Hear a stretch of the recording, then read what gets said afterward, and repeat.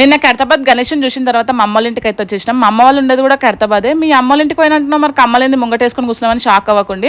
మా అన్నకి side business ఉందన్నమాట. మా అన్న పొద్దున్న జాబ్కి వెళ్ళిన తర్వాత ఈవినింగ్ టైంలో నెక్లెస్ రోడ్ మీద కమ్మలైతే అమ్ముకుంటాడు. మీరు ఎప్పుడైనా అక్కడికి వెళ్ళినప్పుడు కమ్మలైతే తీసుకోండి, చాలా రీజనబుల్. ఏది తీసుకున్నా 30 రూపీస్. కలెక్షన్ అయితే చాలా బాగుంటుంది. కానీ నాకు ఇవన్నీ ఇష్టం ఉండదు, కానీ ఎప్పటికైనా అవసరం వస్తుంది కదా అని 1-2 అయితే తీసుకున్నాను. ఇంకా మా చెల్లి అయితే మా ఇంట్లో లేదు, జాబ్కి అయితే పోయింది. మా ఇంటికాడ బాగా నచ్చేది ఏంటంటే ఈ వ్యూ అనమాట. మా ఇంటి పక్కనే లేక్ వ్యూ పార్క్ అయితే ఉంటుంది.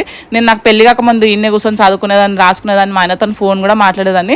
ఇదే మా ఇల్లు. ఇంకా ఈడ కూర్చునైనా మా డాడీ అనమాట. బై బర్త్ నుంచి మాట్లాడడానికి రాదు, చెవులు కూడా వినిపించదు. ఏదైనా చెప్పాలంటే సైగలు చేస్తాడు. మా ఇంటికి రా అంటే కాళ్ళను వస్తున్నాయి, తర్వాత వస్తా అంటుండు. ఇంకా మా ఇంట్లో అయితే కొంచెం సేపు టైం స్పెండ్ చేసి ఇక్కడ అనిపిస్తుండడు. ఈయననే మా అన్న అనమాట. మా గగ్గనికి వాళ్ళ మామ అంటే మస్తు ఇష్టం. వచ్చినప్పటి నుంచి ఒకటే ఆట పెట్టిండు. ఇంకొంచెం సేపు ఉండాలనిపించింది. మళ్ళీ చిన్నోడు ఇంటికాడ ఉన్నాడు కదా, లేట్ అయితే ఏడుస్తాడేమో అని మేము తొందరగానే బయలుదేరినాం. ఇంకా మా డాడీ ఇంటికి వచ్చేటప్పుడు మా ఆయన ఒకటే పొగుడుతుండు, తెలివి ఎక్కువ, మంచోడు, అది ఇదని. ఇంకా మా ఆయన మురుసుడే మురుసుడు, ఒకటే మురుస్తుండు.